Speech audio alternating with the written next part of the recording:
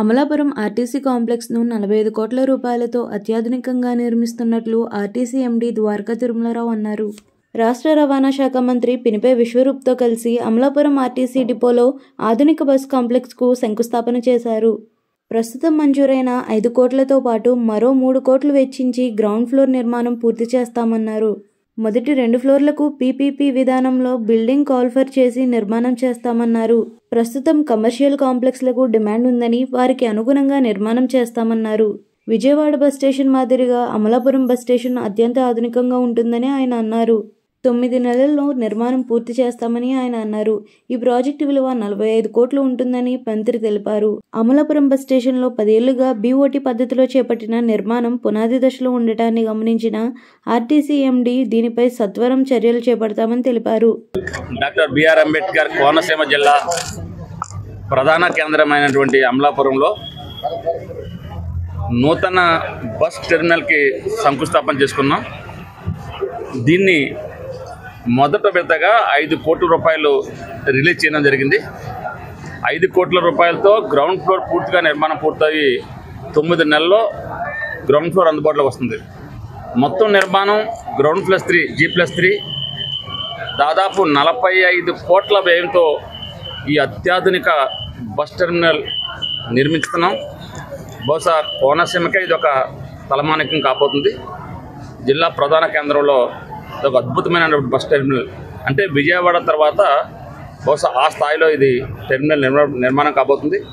First, second, third ఫ్లోర్లు PPP మోడల్లో నిర్మాణం చేయడం జరుగుతుంది. ఎవరికైనా కూడా కమర్షియల్ స్పేస్ కావాల్సి వచ్చినప్పుడు తప్పనిసరిగా వాళ్ళందరూ యొక్క అవసరాలు దృష్టిలో పెట్టుకుని ఫస్ట్, సెకండ్, థర్డ్ని పూర్తిగా నిర్మాణం చేయడం జరుగుతుంది.